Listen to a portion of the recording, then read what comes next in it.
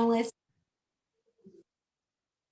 to address theory are Allison Smith, the co-founder of Research 101, Dustin Williams of the Research Triangle Institute, Rashad Ali, Senior Fellow at the Institute for Strategic Dialogue, and Professor Paul Gill, a Professor of Security and Crime Science at the University College London.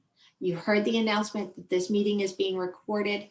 This is for any practitioners who are unable to join this workshop in person to have an archive for future. Once we move into the breakout rooms, we will not be recording those sessions. However, we will be taking notes just from the perspective of being able to capture the inputs that you share for the practice guides that we're going to develop out of these workshops.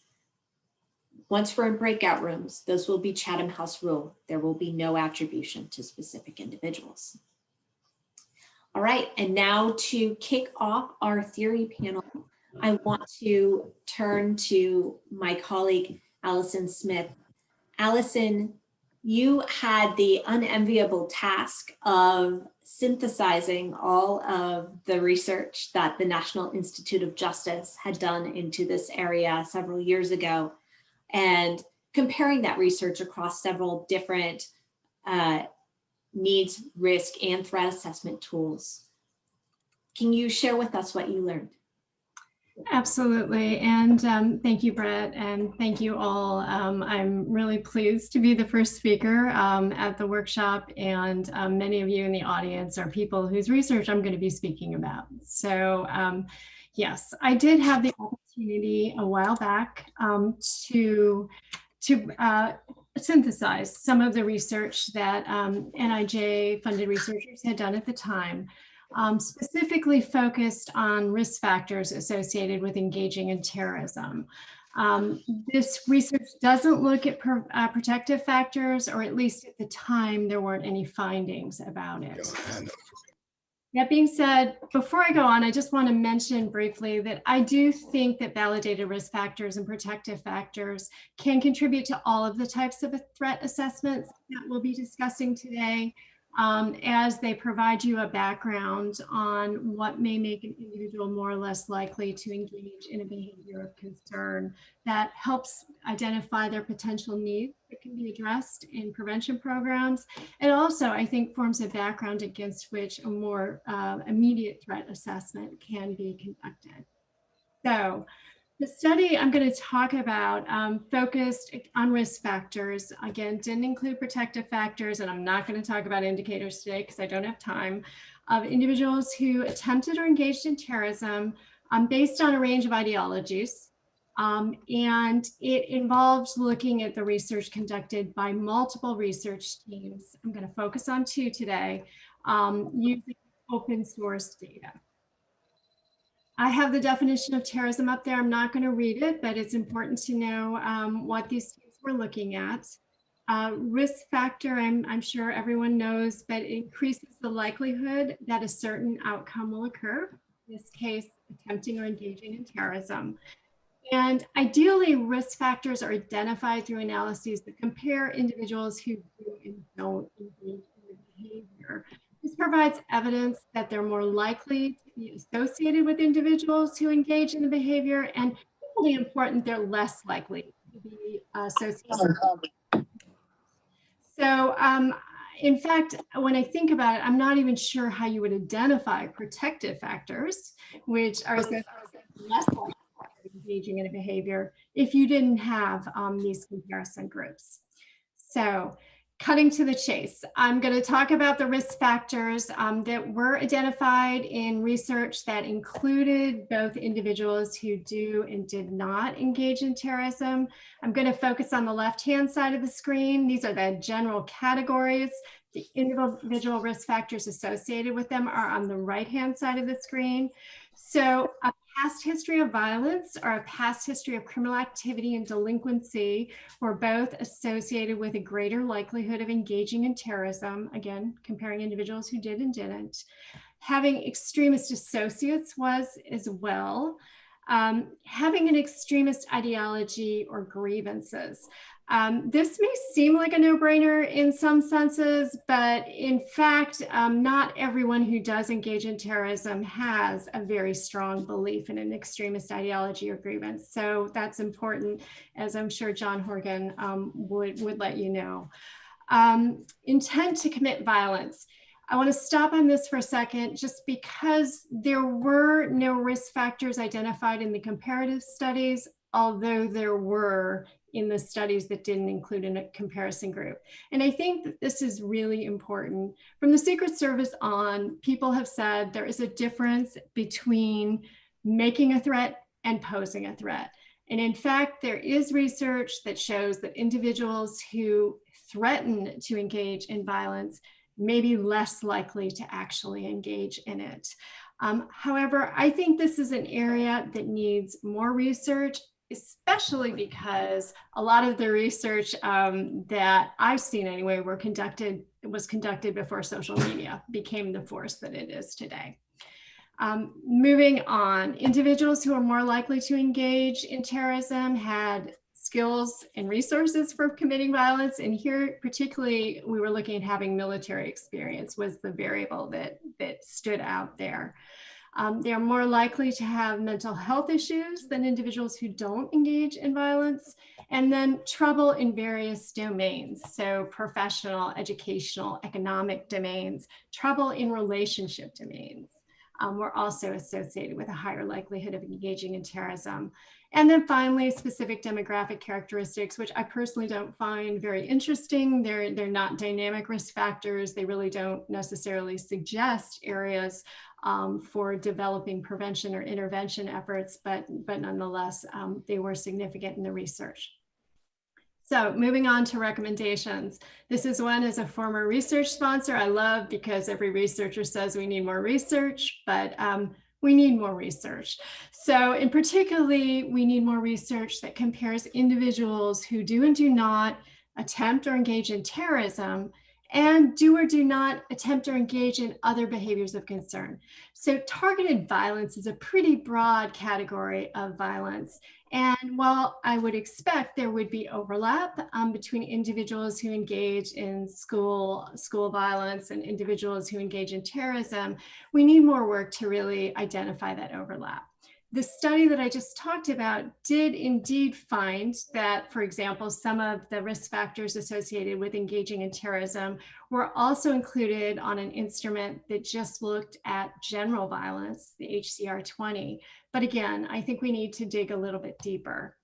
I also think we need to supplement research based on analyses of secondary sources, which is what the research I talked about was, with findings based on in-depth analyses of interviews, social media, sensitive but unclassified data, as well as some of the data that you all collect. Some of this work is ongoing, and again, I know some of our audience members have been involved in conducting it, but I think it's really important to emphasize. Finally, I'm going to leave you with a plea for those of you who are working in the prevention sphere. When you collect your data, when you do your interviews, please keep it. And if you are able to analyze it or partner with someone who can analyze it, because that will help to advance the field, both of the prevention science, as well as our understanding of risk factors. So with that, thank you. All right, thank you very much, Allison. Next, we're going to turn to Dustin Williams. Dustin, you were part of a team at the Research Triangle Institute that took on a project that I specifically requested for back in my government days, to look at all of the different risk and threat assessment tools out there and do some analysis across the tools. Dustin, please proceed. Well, first, thank you, Brett and Addie, for having me today. And Allison, thanks for the great introduction. I think your slides set us up very well. So the project Brett is talking about is the CVE Diversion Program Assessment Tools to Support Secondary and Tertiary Intervention for Violent Extremism. And research on this project occurred over two primary phases. The first phase was a state of the science So background research, where we looked at the state of the tools that are being used, kind of what are the limitations of the tools, what are the strengths of the tools, and then just identify the potential for adaptation of the tools in US communities. And then the second phase built on the findings of the first phase, where we look specifically at one specific tool, which is the life psychology model that's currently used by the Danish Center for the Prevention of Extremism. So just looking quickly at our state of the science research, here we looked at extant literature beginning around the year 2000. Some earlier sources were cited primarily with general violence tools. And then we looked at the current types of risk assessment tools. So I think just thinking broadly, there are structured professional judgment assessment tools, and then there are actuarial assessment tools. And so based on our research, we're really seeing that most of the tools that are in use for violent extremism or terrorism prevention and targeted violence are the structural professional judgment assessment tools that combine both the clinical aspect of risk assessment along with the data-driven aspects of the actuarial tools. And then looking at it, the background reading materials do a good job of summarizing some of the most common tools that we found for violent extremism that hold the most promise: the ERG 22+, VERA 2R, the radar, the IAT8. So that's just a quick summary of some of the extant tools. But then looking at the tools, some of the limitations we found were a lack of empirical validation, which is always going to be a challenge for a tool targeted for terrorism prevention because of the low base rates. It'll be hard to really measure the predictive strength of the tool. Also, there's difficulty in defining the goals of an assessment tool. Is it going to be tied to a very specific act, or can it be tied to a more general definition of terrorism? And then there are also legal and cultural concerns, particularly when you look at adapting tools that are used in different contexts where they don't have the US's commitment to freedom of speech and the fact that people in the US are free to hold extreme views. So building on this literature review, we then conducted interviews with 27 stakeholders involved in targeted violence, terrorism prevention, and countering or preventing violent extremism programs. And there we were able to identify some further findings for what's needed in a risk assessment tool. First is the need for multidisciplinary teams. So you need to make sure you're involving stakeholders from education, from social work, from law enforcement, depending on the circumstances and situation, all to work together to develop a holistic assessment. Then there's a need for training, which will always be difficult. These risk assessment tools can be difficult and oftentimes need very specific training. However, a lot of the people that need to be involved in a multidisciplinary team, this won't even be the first, second, or third focus of their job. And then we also found a need for better understanding of risk factors, which dovetails with what Allison said, the need to continue to do research and validate the risk factors. And all of this leads to a couple of big findings for future assessment tools and the development of assessment tools. The first is that as risk assessment tools enter what's considered the fourth generation of risk assessment tools, there needs to be more to implement a risk need responsivity model. So the idea here is risk is the level of treatment provided for the offender should be commensurate with the level of risk posed by the offender. Need is that the treatment and outcome behaviors of interest are malleable, and a rehabilitation plan should be based on the offender's needs. And responsivity is that the treatment and rehabilitation interventions should use cognitive social learning strategies that address the needs by replacing risk-associated behaviors with more pro-social or protective factors. And then just reiterating again, there does need to be a need to make sure we're using risk assessment tools that are specifically designed for terrorism prevention or targeted violence. General violence tools do offer some utility, but they do need. Terrorism prevention is a unique area of focus, and there's a need to focus tools on terrorism prevention. And then lastly, we just found a need to integrate risk assessment tools into part of an overall risk management model. So we identified several key phases of what a risk management model would look like. First is referral. That's how the threat is identified or how an individual is identified. Intake and management, and that's how the referral is processed, how data is collected, how it is shared. Then an assessment, which is how the individual or threat is assessed. Then the treatment plan, and then follow-up. So how is that tracked over time? Or is the assessment re-administered? What's the process look like?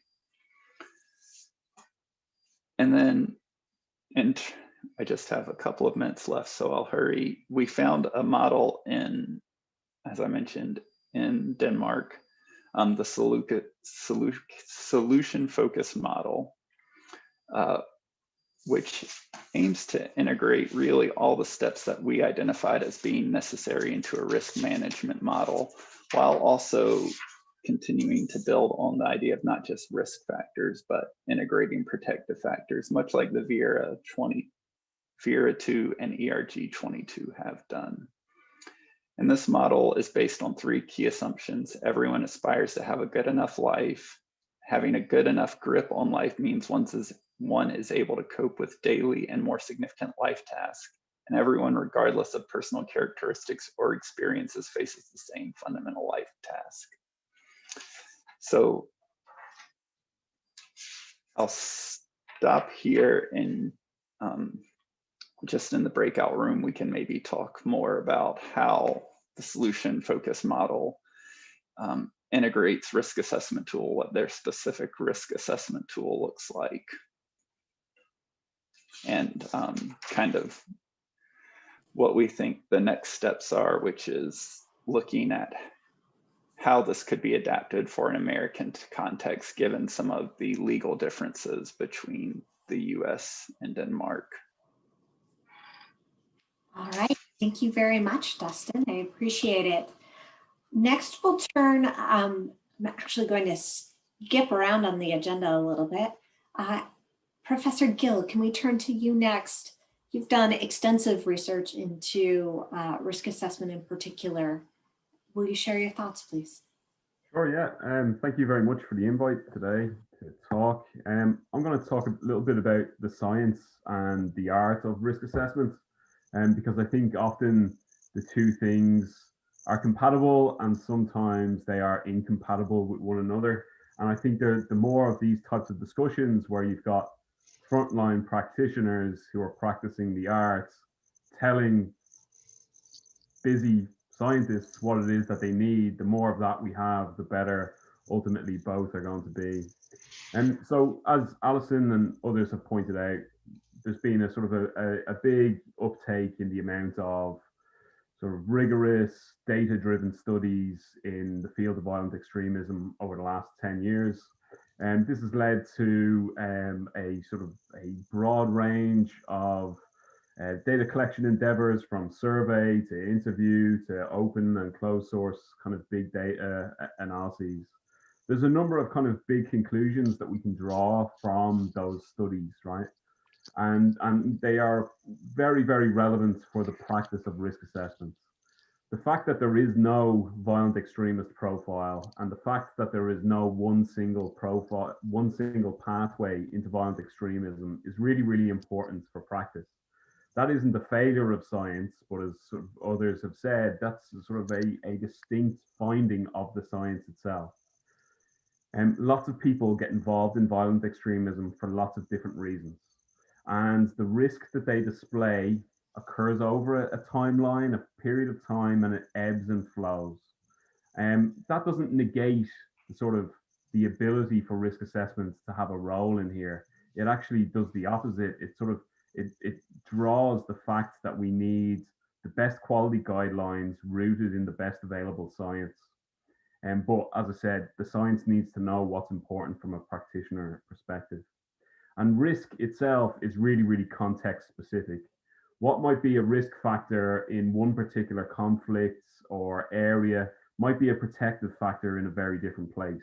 So the experiences of who joined Northern Irish terrorist groups, the risk factors for involvement for that are very different from what we see in the UK with who crosses over the threshold into violence for the jihadi cause.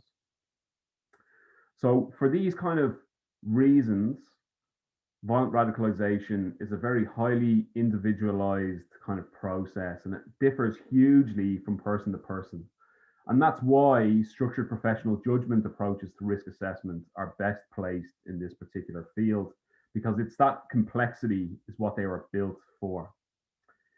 And the second sort of big thing to talk about from a scientific perspective is protective factors, and we saw them being mentioned quite a lot in the discussion around the read ahead documents.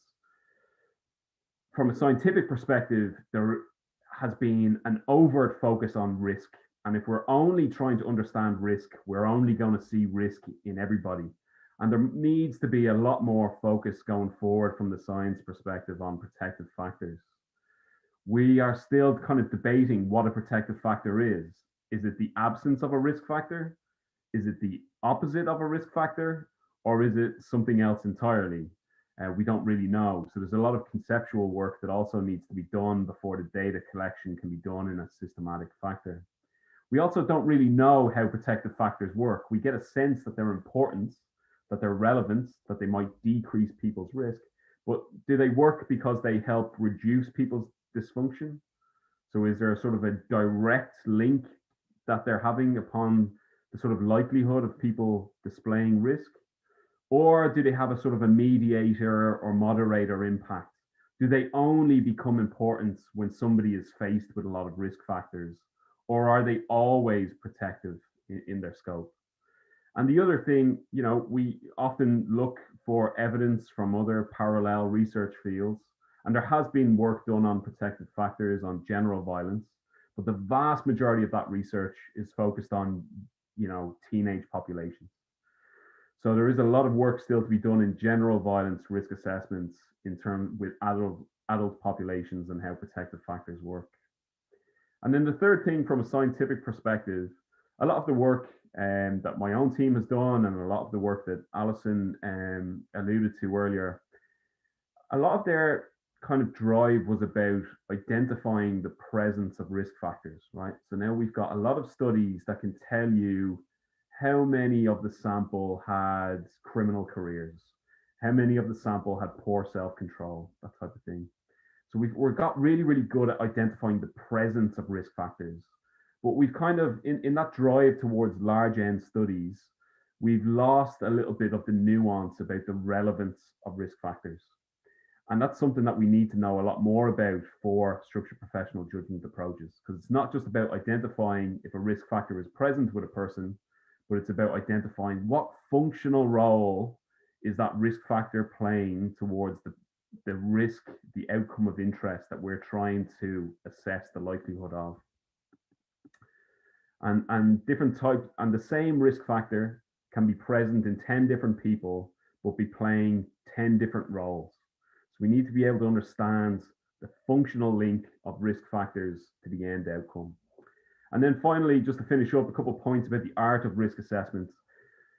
If you look at all of these different risk assessment tools that have been mentioned earlier on, their content in terms of what risk factors they look at are basically the same. They're all sort of saying look for information on the same things, but it's the guidance documents and the degree to which they adhere to the best practice structured professional judgment instructions really, really differ. Some don't go all the way towards formulation, scenario planning, and building management plans. So there's one thing to look at the sort of content of a tool, but it's a completely different thing to look at the guidance documents that surround them. So that's it from me. Thank you. Thank you very much, Paul. Definitely take the heart, and frankly have felt for years there needed to be more focus on protective factors, and especially scientifically identifying and validating those factors. All right, and our final speaker on the theory side of this panel is Rashad Ali, who is a senior fellow at the Institute for Strategic Dialogue. Rashad, you can be the bridge between these two panels because you both implemented risk assessment tools as a practitioner and now look at these tools across different programs. So Rashad, please share your thoughts on needs, risk, and threat assessment.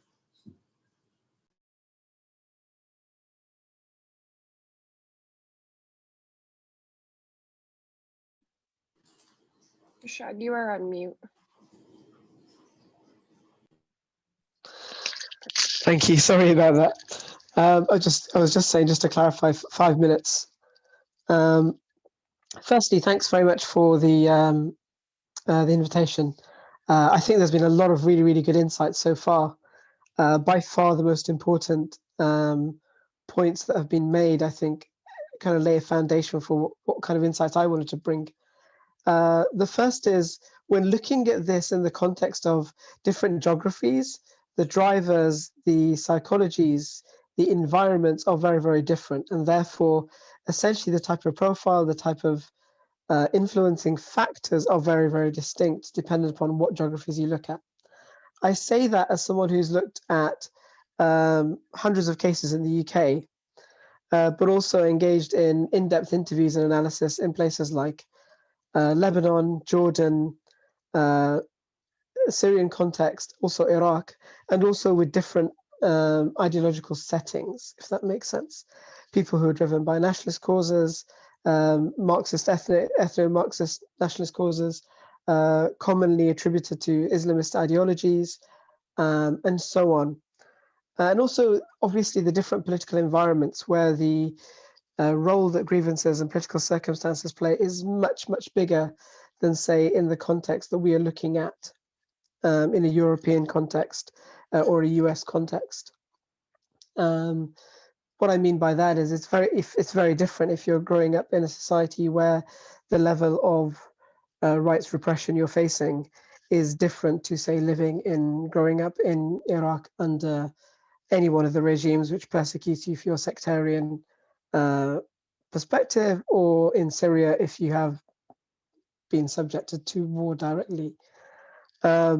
Or if you're in a situation where you have the complexities of what it is like to grow up in a multi-sectarian violent society, like, for example, in Lebanon.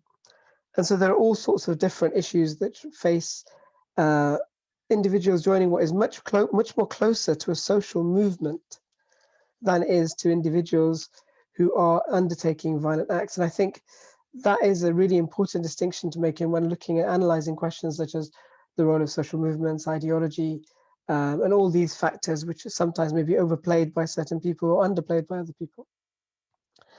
The other thing is, with regards looking at, there are certain common features, if you like, that I think when looking at risk analysis, risk assessment, that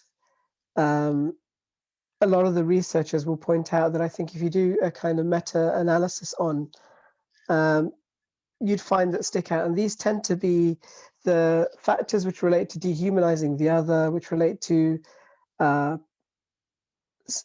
obviously we'll talk about us and them narrative, but at the psychological level, where this creates a justification for pursuing violence, is one of the most significant factors that people look at across environments, across contexts, across ideologies, and also across different age ranges. It's something that's significant that determines risk. The last thing I wanted to say is one of the caveats, I think, to this type of conversation is when looking at things like risk factors, there's a massive potential for broad spectrum analysis and discrimination, which I think people are very legitimate in being concerned about when speaking of things like age, socialization, grievance as a setting, or as a basis for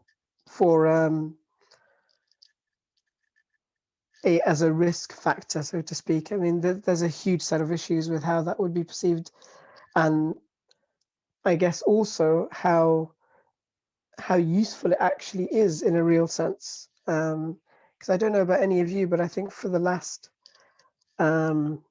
definitely for the last 4 years, I think there may be a large proportion of American society that would have had lots of grievances with their political setup, let's just say.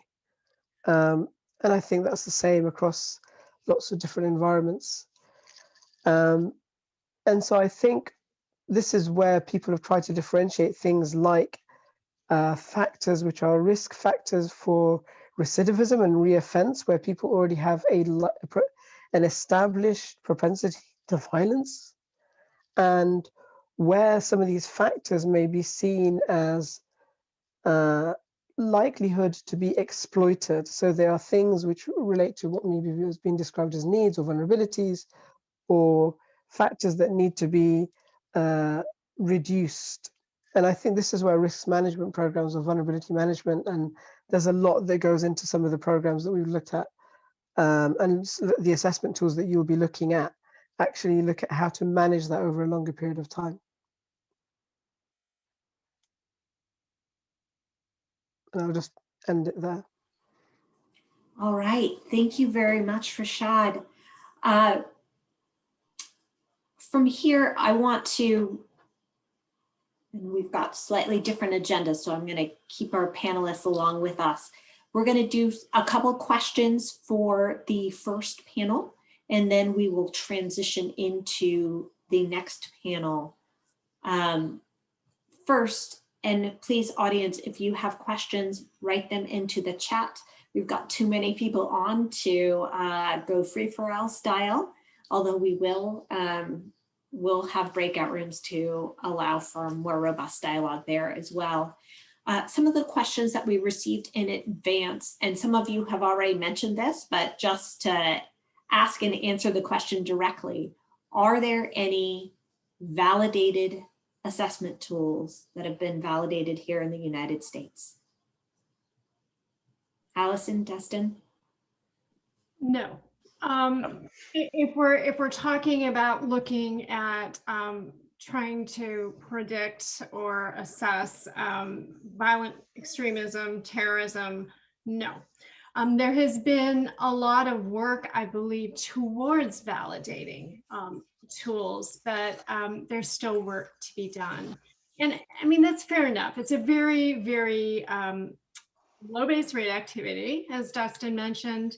And when you look at instruments that have been validated, it's for things like general violence, where it isn't quite as low base rate, unfortunately, and where the instruments have been around for years. So we still need to work on this. All right, the next question. So many of you, and part of this is kind of how programs have been structured historically and your specific area of expertise. But the next question is, how do we assess targeted violence? And is that assessment different than the assessment for terrorism in any way? And I assume they're talking there I guess you could address for both risk and threat. I'll jump in. So I would say, I mean, first of all, terrorism is probably a subset of targeted violence.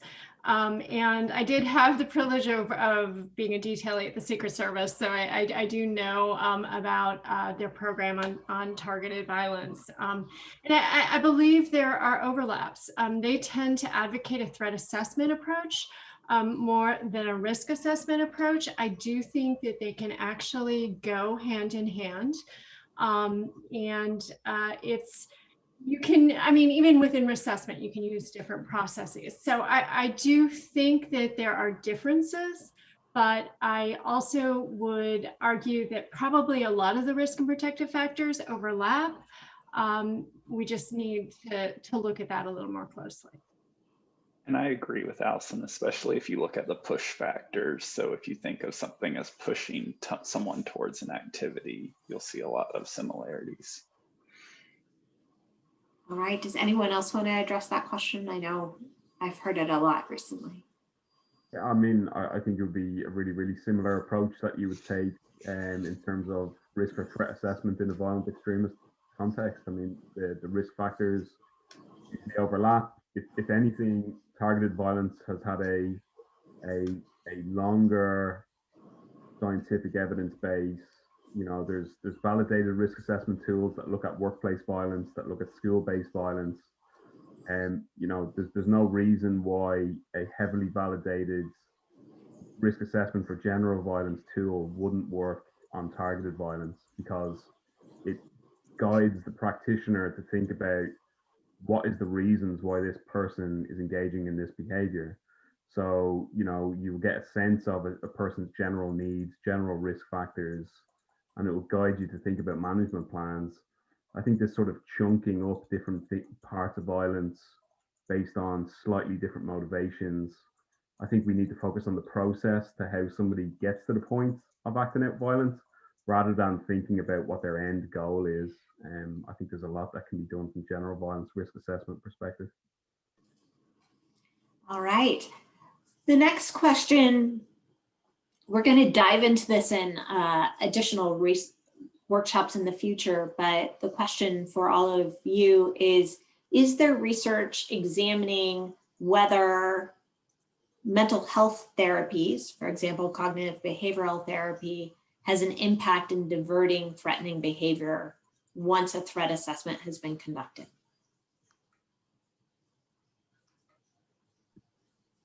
And in some ways that relates to the question we just got in the chat, which is, has any work been done for helping a person get off the extremist path once identified? Yeah, so I mean, in the UK context, we have these mental health and vulnerability hubs, and there's 3 based around the country.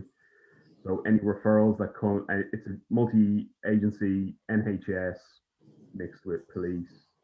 So any referrals that come in that have a CT concern and a potential mental health concern, they are looked at by the sort of forensic clinical team within the NHS. And some of the sort of early process evaluations show that, you know, helping these people and stabilizing their lives has an impact, has a diversionary impact, rather than kicking doors down and bringing it down a criminal justice route immediately. So there's some really early promising signs coming out from these places. All right. And Nicole, I see your comment in the chat. If you can share that document with Addie, I'll have her include her email address once again. We'll make sure we include it in the follow-up. Allison, it looked like you were going to jump in. Yep, sorry. I just wanted to say, in terms of stopping people if they're going down the pathway, I can't answer this question, but I do know there are people in this group who can. So I guess I'm trying to give an advertisement for future workshops, but there are people who have experience doing that within this network. We'll also have an opportunity to address that question again in the next workshop, or in the very next panel rather. And the final question, and this may be a question more for the practitioners than for the researchers, but researchers, from your perspective, how are assessments affected by the COVID-19 pandemic? For example, how does an online format impact assessments? Yeah, I can jump in. If Go for it. So, a lot of it sort of depends on if it's a threat versus a risk assessment scenario. So a lot of threat assessment work is done in an operational environment where you don't have the person of interest sitting in front of you, right? So the whole assessment is done remotely. So the fact that COVID-19 has changed that dynamic doesn't really matter from a threat assessment perspective, apart from the fact that the person can't be sort of followed around the streets and all that, right? Because if they're walking down empty streets, it's going to be a giveaway that they've got a tail. So in terms of collecting information, gathering information on the person, it hasn't really sort of changed that much. It's only really changed, the person's behavior itself. And from a sort of risk assessment perspective, being done in prisons and the face-to-face thing, I think it will impact upon things like the ERG 22+, which require sit-down, lengthy conversations between a clinician and between the person of interest, and developing those kind of trusting relationships over time to get a sense of that person's sort of journey into extremism and potential routes away from it. So the inability to sort of build those strong relationships may have an impact in practice, but we'll only see that over time.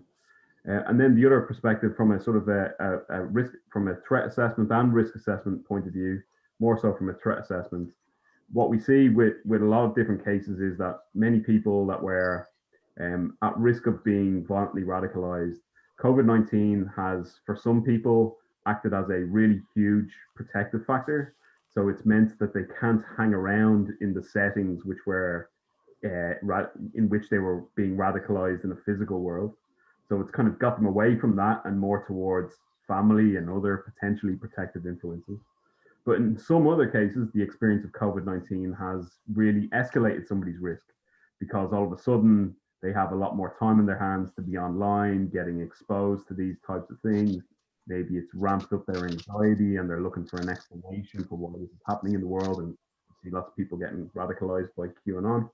Or it could be exposing them to sort of abuse, in the household.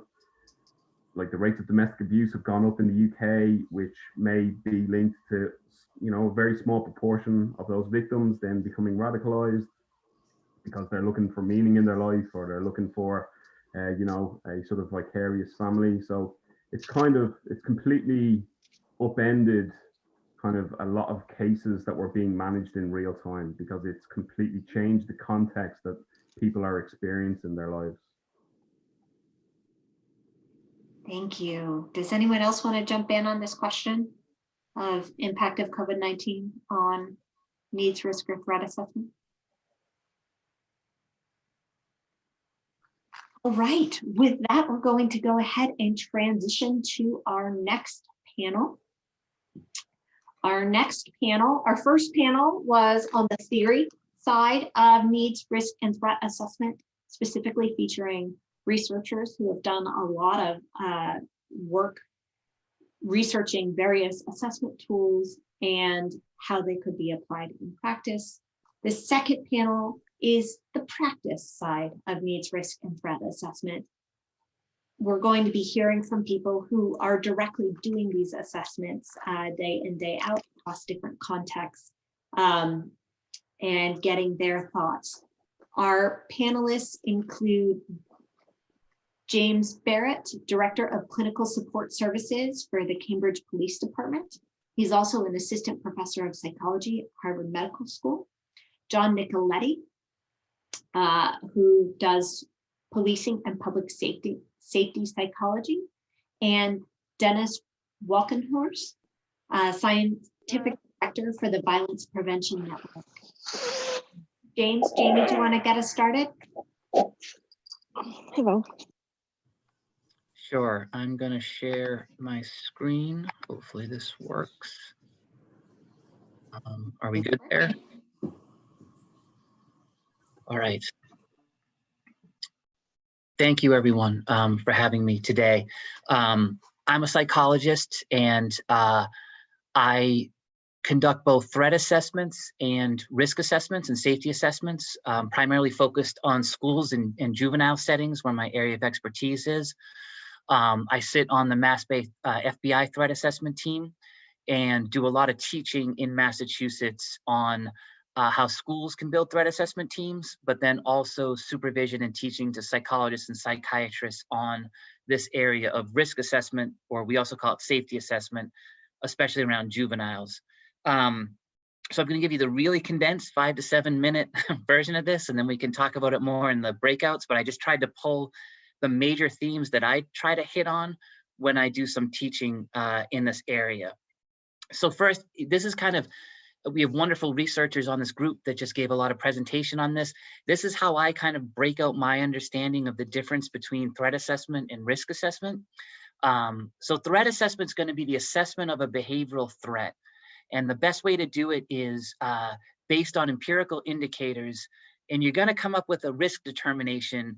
Sometimes it's called transient or substantive. Sometimes it's low, medium, or high. Sometimes there's an elevated thrown in there. But basically, the trick to understanding threat assessment, as I explain it, is you're evaluating the threat itself. And that can be a little different for psychologists and mental health professionals, where we're used to evaluating the individual. And threat assessment, we're focused on the threat as itself and to make a determination on what do we need to do to act on this potential threat. Risk and needs assessment, that's where we're talking about the assessment of an individual. And we typically use a biopsychosocial model with structured professional judgment tools. I was really happy to see in the advanced reading such a focus on structured professional judgment. That's really important in our field. I'm going to touch on that a little bit later. But that usually, that process, and I would argue nowadays, you're really never doing a risk assessment now without a needs assessment as well. I mean, that just shouldn't take place. And so what comes out of that usually is a report that provides some kind of recommendations specific to the individual. And so the two, threat assessment and risk needs assessment, are very complementary, but they're just assessing different things. And sometimes a threat assessment will lead to a risk and needs assessment on an individual. I want to touch on multidisciplinary teams. When we're talking about threat assessment now, this is really the state of the art, is this idea of a multidisciplinary team. I sit on one in the Boston area, led by Dr. Heidi Ellis's group out of Boston Children's. And it's really this idea of combining mental health, law enforcement, other supports in the community, religious supports, social services supports, to work as a team to assess threats. Because if we're going to get our best outcomes as a community, we should all be most concerned with safety of the people who could be potentially posing a threat to others, and then those who are accused of a threat. And so really best practice now is to find ways to break down communication barriers and have multidisciplinary teams assessing these threats.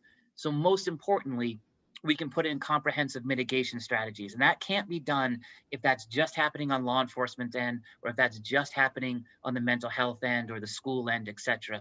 We need to be finding ways to kind of integrate these models. And I'm really a big proponent of multidisciplinary teams when you're talking about threat assessment.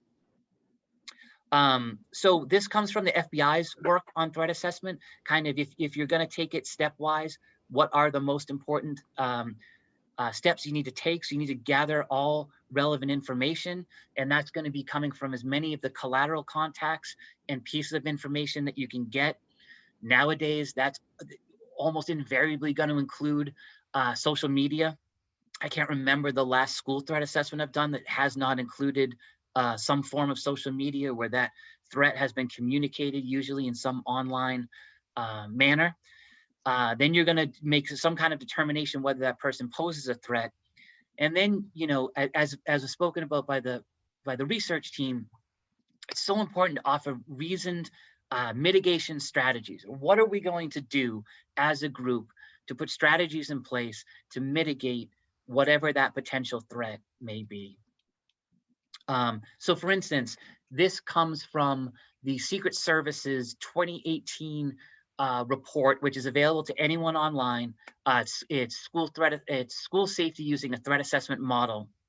And what's really helpful about this is that the research team at the Secret Service distilled credible threats into domains that need to be assessed in order to make a threat assessment in a school-based setting. And so, you know, post-Columbine in the US, a lot of stuff came out like, well, you have to worry about if the kid's wearing a trench coat or not, or if he's listening to this type of music, or if he wears this, and that was all kind of noise.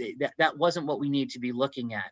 And so it's really important to be using empirically supported domains that you're then going to take the steps to gather all the relevant information. And I don't have time to read them all off, but you can see them there.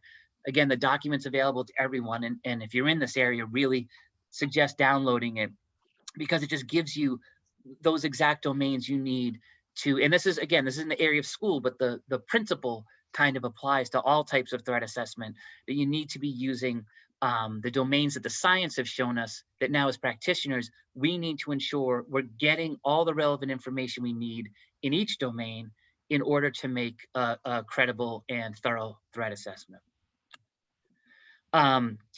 You know, when I train school teams on this, what do you need for documentation of a threat assessment as a practitioner? Again, this stems from the FBI also has a PDF on threat assessment using a team approach. And what do you need for documentation? And again, I won't read through them all, but they're there for you to kind of review. What as a team do you want to be putting forward to show, to be able to demonstrate that you've done a thorough threat assessment, to be able to present to whoever, whatever organization, workplace, school that you may be doing that for. Going to shift now to a risk and needs assessment. And so how is that different? So again, often we're now referring to these as safety assessment, kind of a nicer language, but it's not just the language, it helps you focus on our goal here is to enhance safety and is to focus on safety.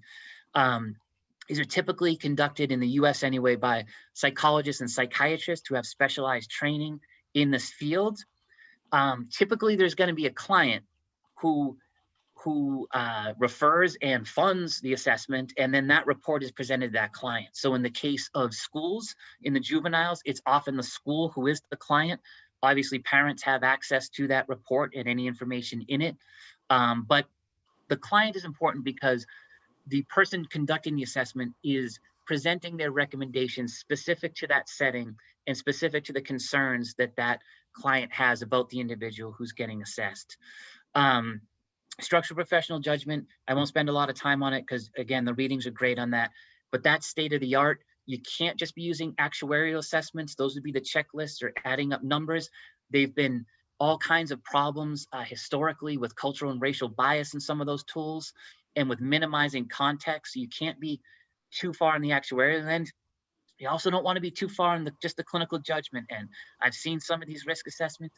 They're not the best practice. You don't want to just be sitting down with someone and using your infinite clinical wisdom to come up with a determination of risk. You want to be combining, someone earlier said the science and the art, and that's really the piece of it, combining the domains that we know we need to assess along with your own clinical judgment in each of those domains to come up with some determination of risk using structural professional judgment. I'm going to end, and again, in the breakout sessions, we can talk more about these, but just some recommendations that I always give in terms of assessment when you're talking about, and maybe if you're a client requesting a risk and needs assessment, risk is dynamic. We need to remember that. You're never just going to be able to stamp low, medium, or high on a person and send them out the door. There often needs to be some kind of reassessment built into this process. We need to look at the type. Someone mentioned targeted violence. It's really important. First thing I always teach, are you talking about some form of targeted violence or reactive violence? Because if it's reactive and emotional based, then you're going to want to be recommending things like anger management. You don't want to recommend anger management to someone who has callous emotional traits and is engaged in targeted violence. That's not, and I worry when some of these recommendations are just kind of applied too broadly. So it's really important to talk about the specific type of violence that you're assessing. I'm We need to get away from specific cookie cutter recommendations. It always drives me a little nuts when I see a 35-page report, 1 page of recommendations. You can tell some of them are copied and pasted. You know, things like could use therapy to develop better coping skills. I never like a recommendation like that. It's like going to a mechanic and your mechanic saying your car needs to run better. What does that mean? You need, if you're gonna recommend specific skills, they need is that responsivity principle that needs to be matched to what the actual issue is that you're trying to address. So I'm a big fan of skills-based therapy, but make sure those recommendations are specific. Someone mentioned earlier, always want to focus on the dynamic risk factors because those are the ones where we can intervene on. We can't really intervene on a history of past neglect, but we can intervene on things like substance use and peer relations and those areas where we can have an impact in intervening. And then finally, where I'll stop and catch my breath, is that we also need to evaluate the effectiveness of these mitigation strategies. So there should always be something built in. We have a plan, and then everyone's going to reconvene 3, 4 to 6 weeks later and evaluate as a team, has this been effective? If not, why? And what do we need to do from there? So I'll stop there and happy to kind of continue this discussion as we go on. Thank you. Thank you, Jamie. I know that was an incredible amount of information to jam into a very small window of time. We're going to turn next to one of our steering committee members, John Nicoletti. Please take it away. Thank you. So I'm looking at it from a threat management standpoint, and Dr. Barrett talked a lot about the key components, and so I won't repeat those. When we do our assessment management, we're looking at 3 factors. First one is a risk for proactive attack behaviors against people or property. So proactive is premeditated. It's usually the one that makes the newspaper. It's like our Aurora Theater shooting or Columbine. So in that one, the individual has weapons of choice, usually multiple weapons. And unless the target, the school or the movie theater or whatever, has a good active shooter protocol, they'll have a high body count. Second factor we look at is a risk for reactive attack behaviors. Reactive attack behaviors, the individual spins up in the middle of a triggering event and they will use weapons of opportunity, either what's around or their hands. Obviously, the body count will be a lot lower than that. Then the third one are individuals that there's no insufficient data to indicate their risk for proactive or reactive attacks, yet they're on the radar. These are individuals that are at risk for social and psychological disruption. Social disruption means their behavior interferes with the functioning of a school event, a classroom, a movie theater, an office. Psychological means it causes other people to feel fearful, intimidated, a little scared. So those are the 3 variables we look at. Now, as far as the progression, we use a specific coding system where we break behaviors down to 4 categories: normal, boundary probing, attack related, and attack. So normal are things that would be expected for the individual in the environment. Obviously it changes from environment to environment, but you got to establish normal behavior. Boundary probing means they push the edge of the envelope, and that's true for targeted violence or radicalization. They start to kind of see what they're kind of get away with. And that's an interesting one because what we find in many places is that when the individual's in the boundary probing phase, one of the mistakes we see with threat assessment teams or people is they do what we call observation only. They say, well, let's keep an eye on the person. If all you're doing is keeping an eye on the person, then you're allowing them to escalate. Then they move to the next level, which is attack related. And when we did the algorithms and all the different shootings we've had here and other places, we looked at what are the kind of the variables that an individual needs to engage in an attack. And what we found, there are 2 major ones. One is a desensitization, the other is a dehumanization. Desensitization is where they get into threat making. And when we assess threats, we break it down to 3 categories. Direct, that's where I'm going to come and kill you. Veiled, don't be at school tomorrow at 10 o'clock, or conditional. And in conditional, you'll have the individual using either the word if or. It's a compound sentence combined with either direct or veiled. What we found when we did the algorithms on the different shootings is only about 15% of the attackers will do direct threats. The majority of them will do either veiled or conditional. So the desensitization factor, and the other is dehumanization. You got to turn the targets from people who have feelings to objects. And you do that two ways. You can do it in vivo and virtual. You know, somebody mentioned earlier the importance of looking at social media. 85% of the attackers we looked at will do some broadcasting in social media. So dehumanization, like in Colorado, after Columbine, we had a game developed called the Columbine Massacre, where you could write the names of the people you want to kill and they just become X on the video games. So when you start to see those two coming together, they become the deadly duo. Like with Columbine shooting, Harrison Klebold would go up to Rampart Range and they do videos, and you could see both the desensitization and dehumanization. They had bowling pins and they'd put them in trees, then they'd shoot them, and then they'd videotape themselves. They talk about entry and exit rooms, which is kind of dehumanizing potential targets. So those are the two main things in attack-related disrespectful and derogatory language. Then the final category is attack. And that we don't differentiate people from property. Property destruction gets coded as an attack behavior. So what we do then is we conduct a trend analysis over time, looking at coding the behavior and looking at what happens when there's a countermeasure. So as we do the trend analysis, the countermeasure becomes a perpendicular line that drops down. And then what you do is you look at what happens when you activate a countermeasure. Does the behavior continue? Does it de-escalate back to boundary probing, or does it escalate? So then that helps with what we call the trend analysis, or the trying to get at the eventual outcome. That's all interacted with the threat management component. So the threat management component, when we get there, we're looking at three categories of individuals. We're looking at detectors, we're looking at detectors and disruptors, and then we're looking at disruptors only. So you want to access your resources. Detectors are people that will be able to identify the behavior. So when we work in a school, it'd be other kids. They're there, they see the behavior. Detectors and disruptors are individuals that are out there. So they're going to see things, but they also have a certain amount of authority. So in a school system, that would be the teachers, the bus drivers, those type of things. They see things, but they have a certain amount of authority. So they also have a responsibility to activate a countermeasure. Then detectors only will always be the threat assessment team. They're only going to be as good as the intel they get. So it's, like Dr. Barrett was talking about, you got to make sure you have good data sources and you don't have anybody stovepiping. So now I want to talk about risk factors, and I'm going to take a different stance. Everybody's talking about risk factors in terms of the individual of concern, which certainly is important.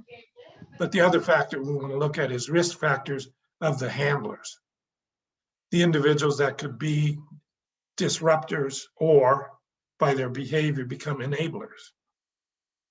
One of the main gaps we see is handlers becoming enablers rather than disruptors. And when I talk about handlers, I'm looking at mental health people or counselors.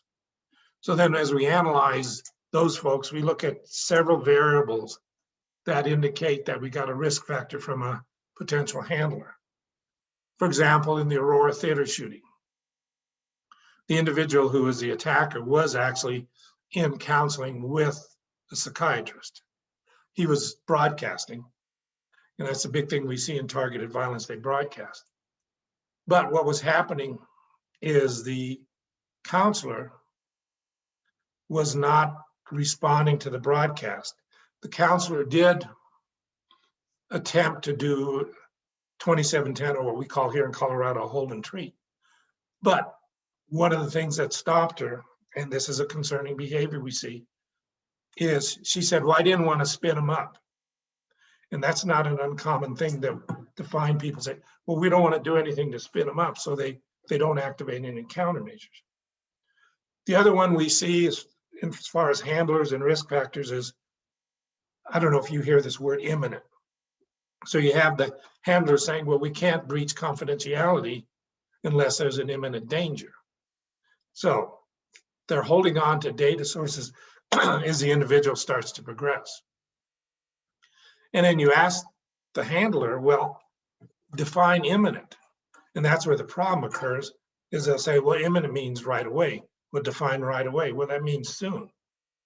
So people really don't understand the whole concept of TerraSoft and duty to warn and duty to protect in terms of, in the actual case study of Tatiana getting killed, the definition of imminent in terms of the psychiatrist being held liable was 67 days. In other words, after he threatened to kill Tatiana, it took him 67 days to kill her.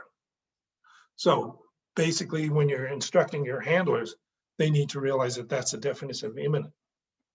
There's some other ones we see that'll tell us where this is a risk factor. If you're talking to one of the detectors, or more importantly, the detectors and the disruptors, and you hear them use this word, you know that they're minimizing the danger. And the word is just. I don't know if you've ever heard just joking, just a manifestation of their illness, just having a hard day, just angry, just frustrated. So what that does then, especially if it contaminates the whole threat assessment team, is everybody backs off.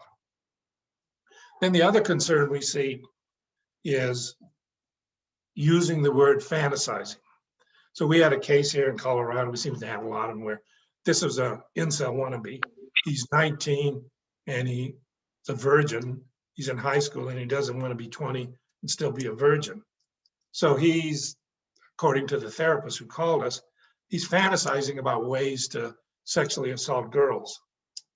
And then he comes on the thing that, well, I have a stepsister, I could sexually assault her, but then she'd tell on me, so I have to fantasize on what to do with her.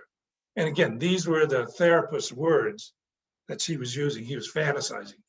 One of the things to lower the risk factor is have them change the word fantasizing to planning. And what does that do to your kind of assessment of it from that standpoint?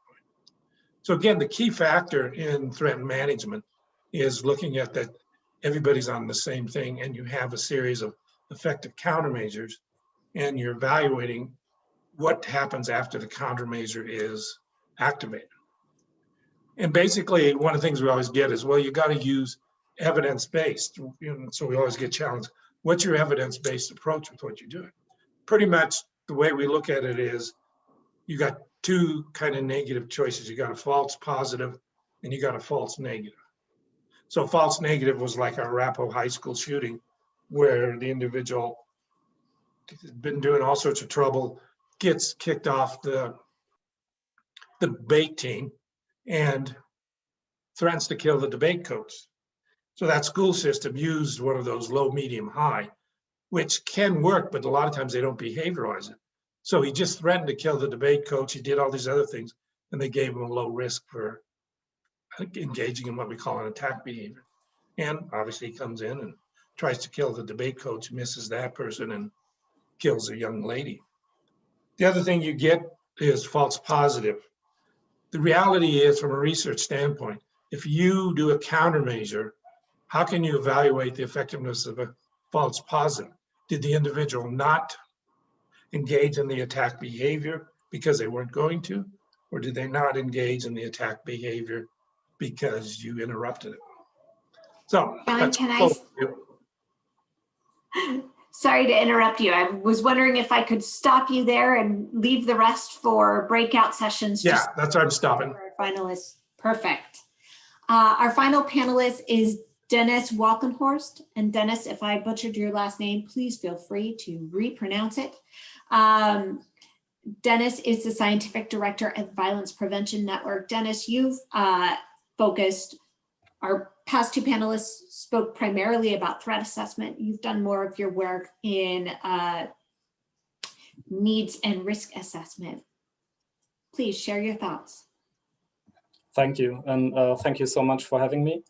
I think I'll have to give all of you some context first, because Violence Prevention Network is a German NGO, and we're working in the German context, so some things might be very different to what's happening in the US and in Canada. So we've been working in de-radicalization for around about 20 years now in Germany. We started working with right-wing extremists, especially in prison, but also who were in probation. And starting in 2010, 2011, we also started working with Islamist extremists, especially people who were radicalized and traveling to Syria in the years after, and in the years after that, especially with returnees and their families. So we are doing de-radicalization work and also family counseling as two major points of work. We have interdisciplinary teams. We do pedagogical work combined with social work. We also have some psychologists, but we don't do psychological work per se in our work. So the development of our organization over the past 20 years was quite a journey. We work with, I think now over 1,000 clients in the time. We are active in 8 different federal states, in several prisons, and the combination of being a non-governmental organization, also focusing on pedagogical and social work, and being able to work in, sorry, somebody has the microphone on, thank you. But also working in security context is quite special, I think, in Germany. We have a close cooperation with security actors, and that got even closer when we came to working with Islamist extremists. Because we found that the focus on risk assessment and threat assessment was much more on these kind of offenders than on, for example, right-wing extremists. This is changing nowadays, luckily. So security authorities are also looking at right-wing extremists in Germany more and more, and are also doing risk assessment. But the main focus was always on Islamist extremism in Germany. So when our work developed and more cases and more really dangerous cases of offenders and people who fought in Syria and came back developed over the time, we came to the point where we were more and more included into security roundtables, where we talked about cases with security agencies, with police, with federal police, and also with probation service, for example. And in these roundtables, where we talked about specific cases in the regional context that we were working in, we were more and more faced with these risk assessment tools, or the notion of we need to do a risk assessment. And because of the diversity in Germany and the different federal states and the different agencies that are included in these security rounds, because there's not one model, every federal state has a different model, every city has a different model, and every actor uses different tools. So we have tools that are quite common. For example, the VERA 2R is quite common, especially in the prison context, but we also have several different tools. And the security agencies and the actors that focused on security and police work, they always try to include us into also applying risk assessment tools and also working with risk assessment tools. And our usual work when we started working and over the years was that we write basically development reports. That's it. That's what a social worker or somebody who works in a pedagogical setting will do when he works with a client in de-radicalization. But of course, we looked at the tools, and what we found, and I think this is a not very specific but very fundamental point, is that these tools are useful for security agencies, and we really like to participate in these judgments, but these are not tools that we can apply in our work. What we found is that the perspectives that are on the table are very different, because the security agencies, the prison staff, for example, also, and the police, they need to focus on the threat or the risk that the individual poses to society. But our perspective as practitioners working with the client and building a trustful relationship is always the risk that the client faces in his or her further development. This is a very different perspective on risk. So what we found, or what our feeling was, that we needed to develop or further develop tools that we can apply that also inform our work, so that we can do plans for help based on tools that focus on the risk that clients face, and also that inform us what needs need to be satisfied for the further development, in combination with the risk assessment that security agencies do, for example. So in this setting, we started to develop our own diagnostic tools, so to say. And we combined elements and methods that we already used in our work. For example, social diagnostics is one important part. That's classical instruments from social work, where you do biographical timelines or network maps with clients, or you do a little inclusion chart where you see in which functional context a client is included better or worse, and where it needs development. And we combine that with assessment that's based on needs assessment, and that looks especially at the protective factors, but also on the risks. So with the clients, we work on their biography, we talk with them about their history of radicalization and what happened, and try to identify the needs that the extremist scene was successful in satisfying for the client, and that pulled them basically into the scene. But on the other hand, we look at possibilities where we can satisfy these specific needs outside the extremist scene. So this is what informs our plans for help then. So for example, if we find that a client was drawn into the scene because he or she was needing like the feeling of control over their own fate, or control over other people, then we try to identify this with them, and then we include this into our plan for help. Additionally to like the classical social work, where we work on the social surroundings, work with the family, work with the inclusion in a functional context like housing, or getting them a job, like basically these classical things. So we started developing this as a kind of diagnostic that informs our work, but also informs the risk assessment that security agencies do. So the most important point for us in this whole process and in the development was that we need to be clear that there are different roles, and there are different perspectives, different professions, and different responsibilities. And we find this in the different multi-agency settings that we are working in, which are, as I mentioned, from the local context to the regional context, to also to the national context, very different, and very different practitioners are included in these rounds. But what we found most important is that we, as a non-governmental organization that is basically working on social work and doing pedagogical work, need to be clear what our responsibility is, what our profession is, and also what our perspective on the client is. Because one major point I have to make in this whole discussion on risk assessment and threat assessment is that in de-radicalization work, we found it like the most important thing, and you will always hear this from practitioners, is building a trustful relationship with a client.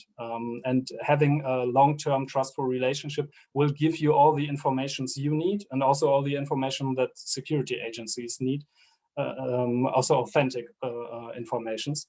But this trustful relationship can only be successfully built if clients don't see you as just another part of the security agencies or just another part of police. You need some kind of independence and some kind of authenticity as somebody who wants to help the client in their process of distancing from extremism, of de-radicalization, basically. So this is something that is very important, especially when we talk about like securitization of the whole sector and responsibilities of the state, responsibilities of security agencies, and also responsibilities for practitioners from non-governmental organizations. I think this is like the main point that we identified. I would be happy to share the developed diagnostic that we refer to, and also the different needs factors that we look at in our work. We don't have a version in English yet. We're working on that, and once we have it, I'm happy to also share it with you. So maybe we can just share our context, and then we can get back to that. Yeah. So these are the main points in our experiences as a practitioners organization in the German context, which is special because we are so closely cooperating with security agencies, but at the same time need to differentiate ourselves and need to have our own position as practitioners and as civil society actors, basically. Yeah, that's all. Thank you. All right, thank you, Dennis. And we will absolutely take you up on your offer to share that assessment that you've developed, and look forward to the translation into English as well. Right now, we are actively hiring interns with language capabilities as we seek to build our international partnerships. So now we're going to transition into just a few minutes of open Q&A with these panelists. Please, if you have questions, everyone, type them into the chat. We are keeping an eye on that. And the first question comes from John McCoy up in Canada. He's asking, are there any tips on how they should approach the process of revamping their client assessment and structure their review of existing models? And you can look at his full question. Dennis, my guess is that's primarily to you. All right, let me just look at the question so I get it right.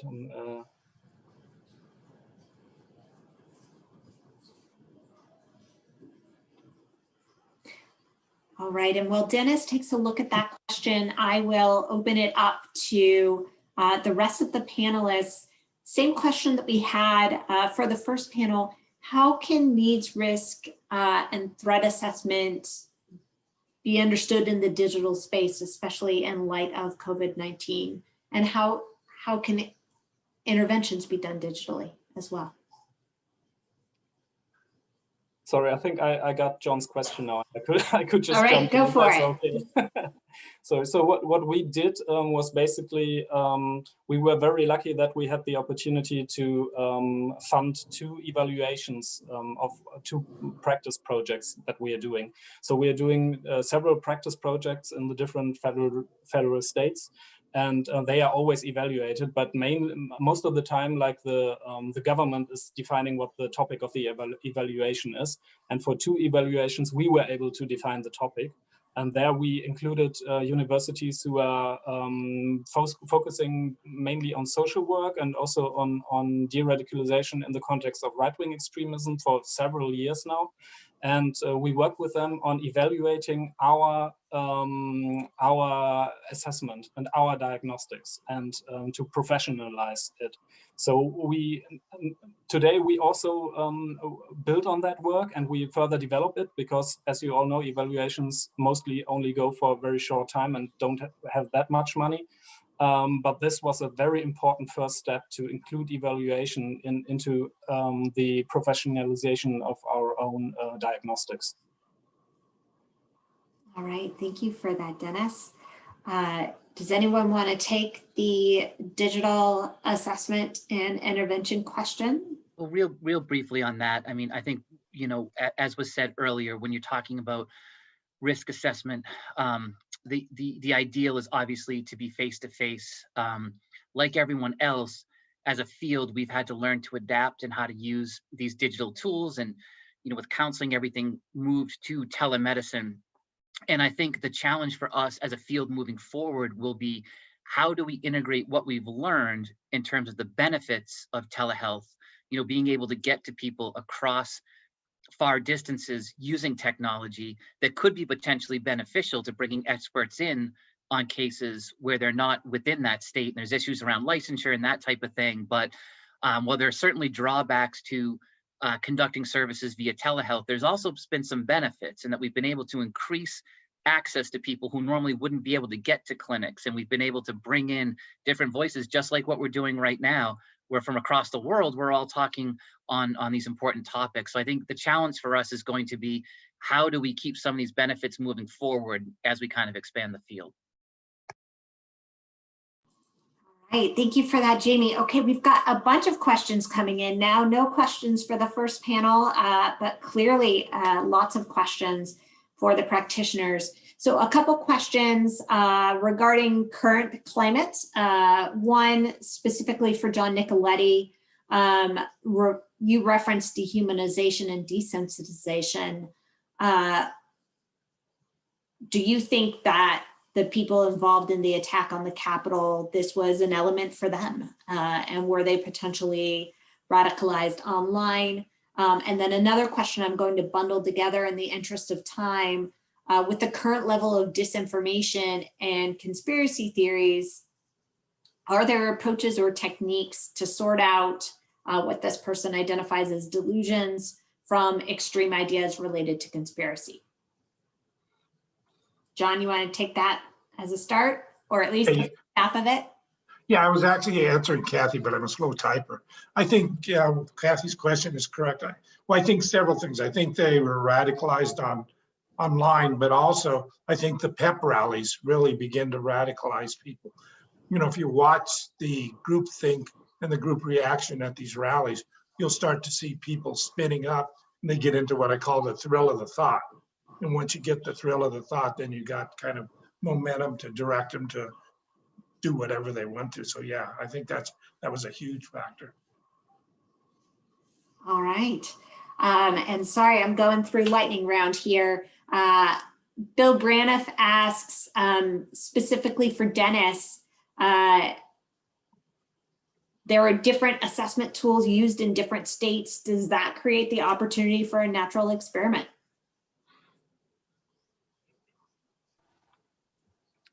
So I'm not sure if I get right what natural experiment means in this context, but what I can say is that the different actors in the different security agencies that use different tools in different contexts are also very close about what they are doing. For example, we have one tool in Germany that is widely used by the federal police that even we as a part sitting in security rounds do not get any information on the tool. We don't know what they are looking at which factors. And they say it is because of, I don't know how to translate it, like the counter intelligence from extremists. So they don't know what they have to say in the assessment and then not being assessed as an extremist. So I doubt that there is much opportunity for research as it is now, because there is a lot of secrecy and a lot of closed doors on these kind of things, which is also hard for us, because for some assessments, we don't know how they came to their assessment of a person where we have a completely different assessment using our own tools. All right, and Dennis, this next question is for you as well. It's from someone at a law enforcement agency that's building a threat assessment sharing and communications network. And they were wondering if there were any tools you could recommend that could be shared between school, church, medical, law enforcement that could be understood by all. And they were also interested in how you coordinate between different states and levels of government, recognizing, of course, the German context is different than that here in the United States. So this, for us, this is a major challenge because we found that there is not one tool that everybody can use. You always have to look at what professions you have, what perspective you have, and what role and responsibility you have in the whole process, and for your own assessment. So the best solution would be to have different tools that different actors use, and then to being able to communicate about the results and about the process of assessing and being to have like a holistic picture from all the different perspectives that are relevant to the process. This is a major challenge. I think there are processes that lead in the right direction, and sitting on one table and talking about a case from a different perspective is one of the first steps. But I'm very pessimistic about there being one tool that can be applied by everybody and that will do the trick. All right, Dennis, thank you for your candor. Everyone, the next step, we are going to break out into breakout rooms. Addie is going to place you in rooms. You will have at least one panelist, if not two, in each of the breakout rooms. Jamie just placed another resource in the chat for everyone.